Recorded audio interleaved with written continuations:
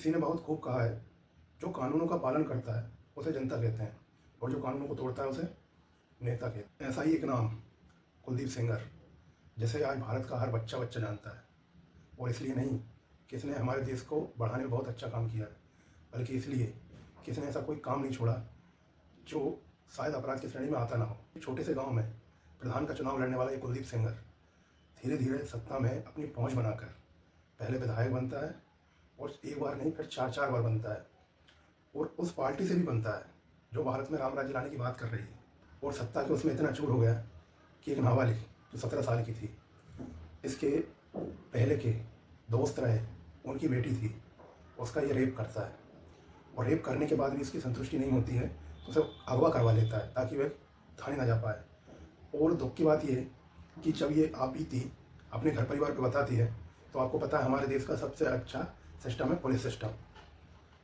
Rape होने के बाद भी इनको आंखों में जरा भी शर्म नहीं रहती है कि अगर कोई एफआईआर लिखवाने कोई बड़े नेता के खिलाफ आता है तो ये एफआईआर ही नहीं लिखते, बल्कि आप सोचो उल्टा वो उन्नाव पीड़िता, जिसका नाम तो मैं भी नहीं ले सकता, वो लेना भी नहीं चाहिए किसी को भी, उसके चाचा से लेकर पापा तक को गिरफ्तार कर लेती है। वो भी किसके कहने पर? कुलदीप सेंगर के कहने पर। आप समझ सकते हो कि भारत में एक रेपिस्ट की जो नेता है उसकी कितनी पावर है, जो लड़कियों को एक खिलौना समझता है। लड़कियों को बचाने की बजाय ये लड़कियों के साथ एक खिलवाड़ कर रहा है, खिलौना समझ रहा है। तो बेसिकली अभी आपने सुना भी होगा कि कुलदीप सेंगर को हाई कोर्ट ने जमानत दे दी है रेप केस में, जो इसी हाई कोर्ट ने पिछले कुछ समय में इसे उम्र कैद की सजा भी दी थी। अब मुझे ये समझ नहीं आ रहा कि ऐसा क्या कर दिया कुलदीप सेंगर ने कि जिसे पहले रेपिस्ट माना, आज उसे उसकी जमानत दी जा रही है उम्र कैद की सज़ा में। और वह व्यक्ति जो उस महिला जिसका इसने रेप किया है उसके लिए सबसे खतरनाक है, क्योंकि इसने पहले भी ऐसे काम कर चुका है जो मैं अभी आपको बताने वाला हूँ। उन्हें सुनकर आपको ये लगेगा कि ऐसे व्यक्ति को तो कभी कोर्ट को जमानत देना ही नहीं चाहिए। बेसिकली होता क्या है कि उन्नाव में कुलदीप सेंगर जहाँ रहता है उससे 100 मीटर दूरी पर ये लड़की रहती है, और ये कुलदीप सेंगर के घर जाती है किसी और लड़की के साथ। कुलदीप सेंगर क्या करता है, इसको दबोचता है, इसके साथ रेप करता है और इसे इतना धमकाता है कि वे बेचारी घर पर आकर भी नहीं बता पाती। और इतना ही नहीं, उसके बाद इसका किडनैप भी करवा लेता है और ये लड़की 8-10 दिन से लापता रहती है। और जब ये बात लड़की के घर वालों को पता चलती है और वे उसके खिलाफ एफआईआर दर्ज कराने जाते हैं तो हमारे देश के पुलिस सिस्टम को कोई मतलब नहीं रहता। और होता क्या है कि कुलदीप सेंगर को जब वो बोलते हैं उसके घर वाले कि हम आपके लिए ऊपर तक जाएंगे, तो ये क्या करता है, उसके पिता को झूठे केस में गिरफ्तार करवा देता है। आप सोचो, जिस लड़की का रेप हुआ है उसकी वजह उसके पिता को गिरफ्तार करना है, जिसने रेप किया है उसे छोड़ने के बाद भी इनका जी नहीं भरता है। ये क्या करते हैं, उस पिता को पुलिस वाले इतना पीटते हैं थाने में कि उसकी मृत्यु हो जाती है। आप सोचो किस हद तक कि ये चाहे लोग हैं जिन्होंने ये नहीं सोचा कि जिस लड़की के साथ रेप हुआ है उसके समर्थन करने के बजाय, उसका साथ देने के बजाय एक रेपिस्ट का साथ दे रहा है। और इतना ही नहीं, इन्होंने उस पिता को मार भी दिया पुलिस कस्टडी में। अब मैं ऐसे लोगों के बारे में क्या ही कहूँ, ये सिस्टम में आके वो दीमक से ज़्यादा ख़राब है। और जब ये मामला ऊपर उठता है तो भी कोई जाँच ऐसी होती नहीं है, क्योंकि उस समय यूपी में बीजेपी की गवर्नमेंट थी और जो महिलाओं के संरक्षण बताते हैं योगी आदित्यनाथ, आप मानोगे नहीं, उनकी सरकार थी पर वो अनदेखा करते हैं। और ये फिर क्या करती है, लड़की लखनऊ जाती है, योगी आदित्यनाथ के सीएम हाउस के सामने खुद का आत्मदाह कर लेती है, आग लगा लेती है। तब ये मामला पूरे भारत में फैलता है, सभी लोग इसके समर्थन में आते हैं। पर होता क्या है कि वही की जांच होगी, फिर भी ऐसा कोई कुछ होता ही है। और कुलदीप सेंगर खुले सांड की तरह घूम रहा होता है। उल्टा इस लड़की पर दबाव बनाते हैं कि ये मामला वे वापस ले लें।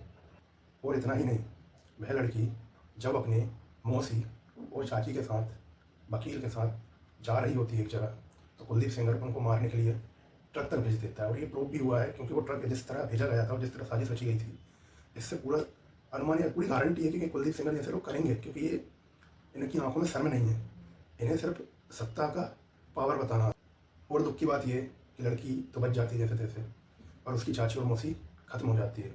फिर ये मामला सीबीआई के पास पहुंचता है, वो भी कब, जब लोग विरोध करते हैं। आप सोचो किस हद तक के सत्ता के पावर बताने वाले लोग हैं कि ये तक नहीं सोच रहे कि लड़की के साथ रेप हुआ है, उसे न्याय मिलने की बजाय वो बेचारी ने आत्मदाह करने की कोशिश कर ली। उसके पिता की मृत्यु हो चुकी है, वो भी पुलिस वालों ने कर दी, और उसकी चाची और मौसी को ऑलरेडी इन्होंने एक्सीडेंट से मरवा दिया, फिर भी वो कुलदीप सेंगर आज़ाद घूम रहा है। होता क्या है कि जब ये मामला गर्म होता है तो सुप्रीम कोर्ट एक्शन लेता है और इस पूरे मामले को सीबीआई को तो देता ही है, साथ में इसको दिल्ली बुलवा लेता है केस को, ताकि वो लड़की सुरक्षित रहे। पर इससे पहले एक और इंसिडेंट होता है। क्या होता है कि जब इस लड़की के पक्ष में इसका चाचा जो दिल्ली में रहता था, तो कुलदीप सेंगर और इसके चाचा की पहले एक समय लड़ाई हुई थी और उसका केस चल रहा रहता है। आप मानोगे नहीं, जैसे ही कुलदीप सेंगर पर आरोप लगते हैं और जो चाचा आरोप लगाने आते हैं, उनके ऊपर केस धरकर उनको 10 साल की सज़ा के लिए डाल दिया जाता है। और आप मानोगे नहीं, जिसने रेप नहीं किया, सिर्फ एक छोटी मोटी लड़ाई की, वो अभी तक जेल में है। और कुलदीप सेंगर जिसने रेप किया, इतने जघन्य अपराधों को इतने मास्टरमाइंड तरीके से किया, सत्ता का पूरी तरह दुरुपयोग किया, उसे आज जमानत दे दी दिल्ली हाईकोर्ट ने।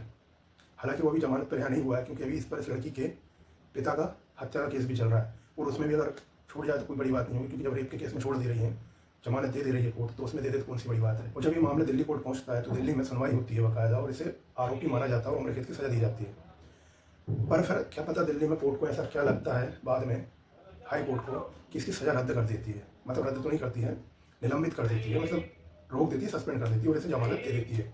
ये चाचा जिन्हें एक छोटी लड़ाई के केस में सजा हुई है 10 साल की, उन्हें जमानत नहीं मिल रही। एक और कुलदीप सेंगर जो रेपिस्ट है, मर्डर है, जिसने मर्डर भी करवाया है, उसको जमानत मिलती है। आप समझो यार हमारे यहाँ किस हद तक का मजाक चल रहा है उन पीड़ित लड़कियों के साथ जो रेप के लिए लड़ाई लड़ रही हैं। लोगों के खिलाफ लड़ना ही बहुत बड़ी बात है।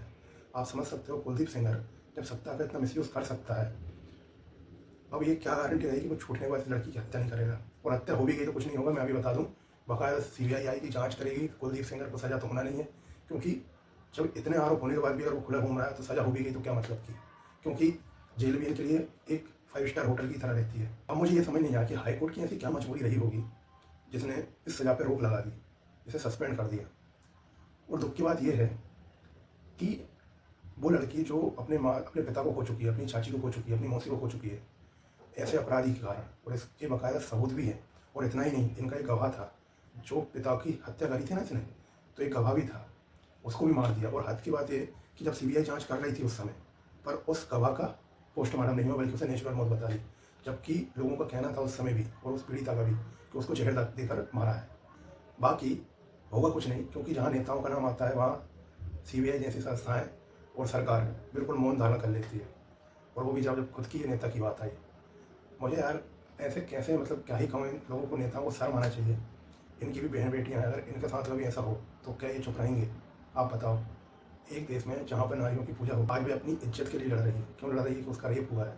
आप समझते हो हमारे देश में लड़की को कोई छू ले तो भी कितनी उसको, खुद को, लड़की को बुरा झेलना पड़ता है, जबकि गलती लड़के की है। वो लड़की शादी होने के बाद भी वो केस लड़ रही है। आप मानो उस लड़की को कितने ऑफर नहीं गए होंगे पैसे के, पर वो अपने सम्मान के लिए, महिलाओं की सुरक्षा के लिए लड़ रही है। क्योंकि ये कुलदीप सेंगर अगर बाहर रहेगा तो ऐसी कई लड़कियों के साथ ऐसी घटना होगी, और इसने कहा भी होगा, क्योंकि ये लड़की सामने आई है, वो नहीं आती सामने। कहने को तो बहुत कुछ है, पर मुझे यही समझ नहीं आता कि हाईकोर्ट की ऐसी क्या मजबूरियाँ हो रही है जो ऐसे अपराधी को छोड़ा जा रहा है।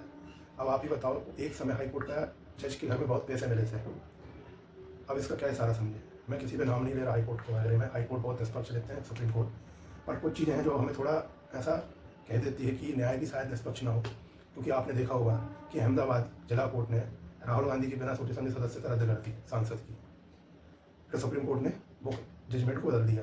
वहीं एक करोड़पति के लड़के ने बेंगलोर में या हैदराबाद में, जहाँ तक है, एक लड़के और लड़की की हत्या कर दी बेरहमी से, एक्सीडेंट करके। उसको सजा मिलने के बजाय उससे निबंध लिखाया जाए। केस सुनकर व्यक्ति का अगर भरोसा नहीं उठे कोर्ट पे से भी तो क्या करे।